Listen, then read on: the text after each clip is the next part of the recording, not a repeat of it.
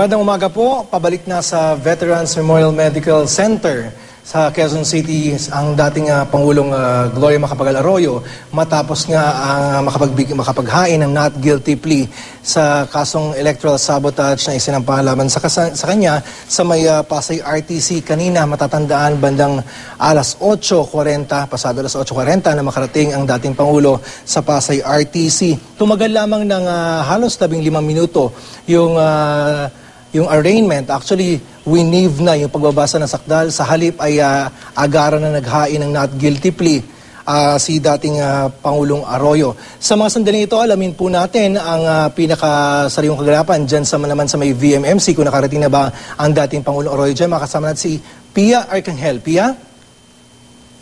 Yes, Pia.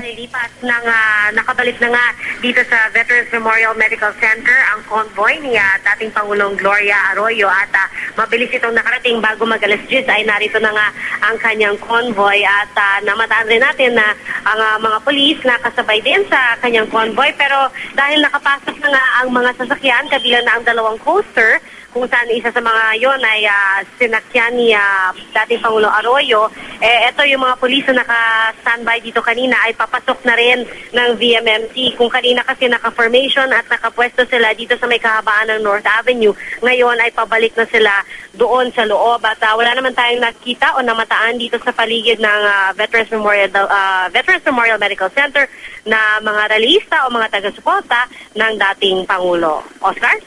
Yes, maraming salamat, Pia Arcangel.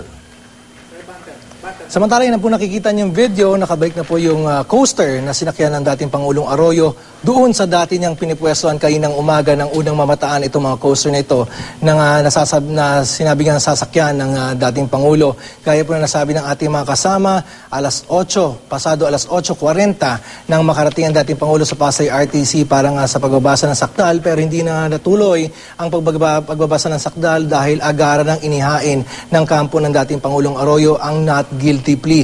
Tumagal lamang ito ng mahigit 15 minuto matapos ito ay agad na lumabas na ang dating Pangulo sa Pasay RTC, sumakay ng natulang coaster at bumiyahe na nga pabalik ng VMMC. At gaya po na nasabi ng ating kasama na si Pia Arcangel, nakarating na sa VMMC ang coaster ng dating Pangulo. At sa mga sandali ito, yan po yung nakikita natin sa ating mga video, bagamat hindi natin masyadong makita yung mga pangyayari doon sa may malapitan. Nakikita natin medyo nakaharangan ito ng trapal. Hanggang sa mga sandali ito, may bumababa pa rin doon sa natulang coaster.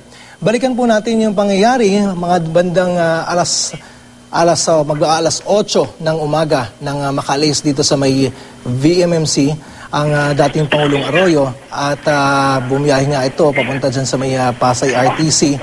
At medyo putulin po natin para po sa karagdagang impormasyon dyan po sa may VMMC. Makakasama naman po natin si Steve Dailisan. Steve? Yes, Oscar, sa mga oras na ito ay nakapasok na nga sa loob itong convoy ni dating Pangulo at ngayon Pampanga Representative Gloria Arroyo at unti-unti na nga nagsisipababaan yung mga sakay ng coaster kung saan isinakay itong dating Pangulo.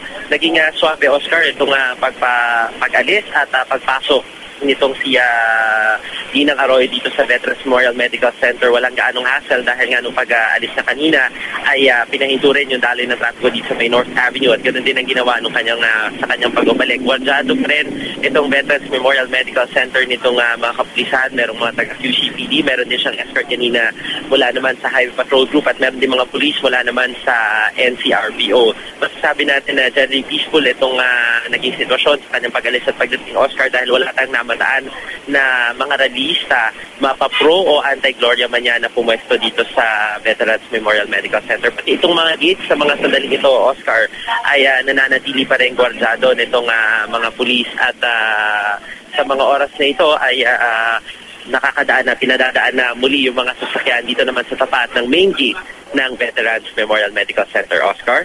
Maraming salamat, Steve Dailisan. Mula sa tahanan ng katotohanan, ako po si Oscar Oida.